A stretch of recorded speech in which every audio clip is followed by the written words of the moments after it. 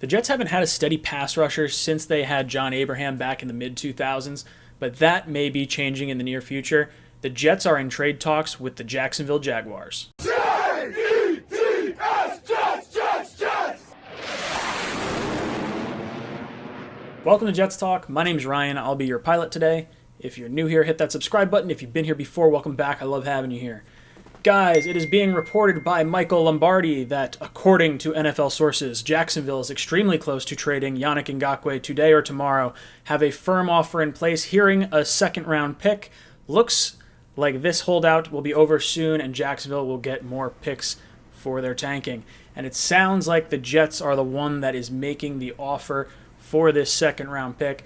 Now, obviously, I have been very high on Yannick Ngakoue for a while. There's a few stipulations to this, so I'm going to go into it little by little. But let's talk about Yannick. He is 6'2", 246 pounds. He has just turned 25 years old, so he is still in the prime of his career. He is just about to hit the prime of his career. This was someone I really wanted us to get in free agency, and then, Jacksonville slapped him with the franchise tag. So he is just a very, very good pass rusher. And the skeptic in me said this wasn't going to happen because I didn't think the Jets were going to throw a bunch of money out this season in the event that the season was going to get canceled.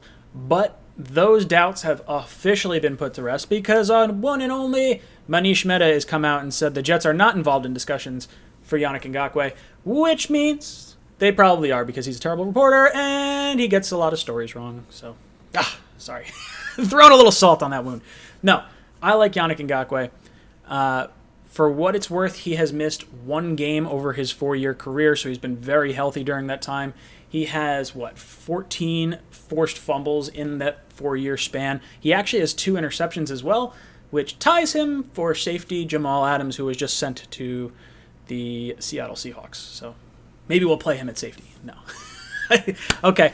In terms of his Pro Football Focus grades, last year was a 72, year before that was a 72.7, year before that was an 81. So the guy's been pretty rock solid since coming into the league. Yes, the Jacksonville Jaguars defense is a very stout defense, but him coming into Greg Williams' defense just, puts him on another level for me. This would be really exciting to see what Greg Williams can do with this type of talent. To go along with the 14 forced fumbles that he has had in his career, he's actually averaged roughly 10 sacks a season.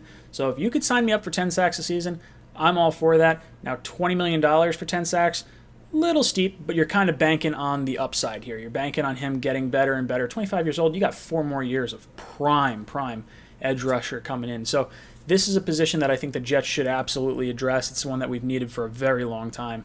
So I'm fully behind it. You have Quinnen Williams coming into his second year, should be a little bit more explosive. And then you also have some guys sort of waiting in the wings. You have Bryce Huff, the undrafted free agent. You have Zuniga, the third-round pick out of Florida. And then you have the returning Jordan Jenkins on a 1-year contract. So adding Ngakoue to this would absolutely be the pivotal point that we have been missing for so long. I've always said pass rusher is the second most important position on an NFL team. You got quarterback, then pass rusher. So I'm all for this move. I would be very, very for this move. Let's look a little bit at what it might take. It's being reported roughly a second-round pick.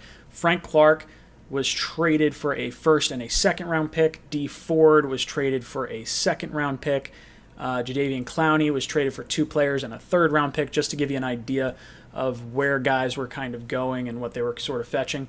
So if you can get Ngakoue for a second-round pick, now he is on the franchise tag. He's $17.8 million against the cap this year. The Jets have about $30 million or $40 million in cap space right now, I believe. So you're going to have to pay him that whole thing. You can't extend him on a full long-term contract yet. Franchise tag players that do not sign a long-term deal by July 15th have to play on their tag, which means the Jets more than likely at the end of this season are going to have to franchise Yannick again to prevent him from hitting free agency. That means you're going to pay him 120% of his current contract, which puts you at about $21-22 million. It might be a little bit more depending on how edge rusher contracts kind of work out over the course of the next year or so. So as long as you are okay franchise tagging him and accepting that cap hit, it should be noted that he's looking for about $20 million a year anyway. So to pay him 22 just to make sure he doesn't walk in free agency, I think is a pretty valuable thing to do. And then you can work on trying to extend him on that long-term deal after the season when you have a little bit more time. So I like this move a lot. I think he is a very, very good pass rusher, one that can absolutely turn the ball back into our offense's hands and give Sam another shot to score more points. This is an important move for the Jets, and I'd like to see this happen.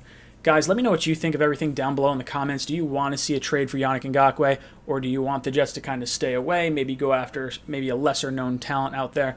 Let me know everything in the comments down below. And as always, go Jets.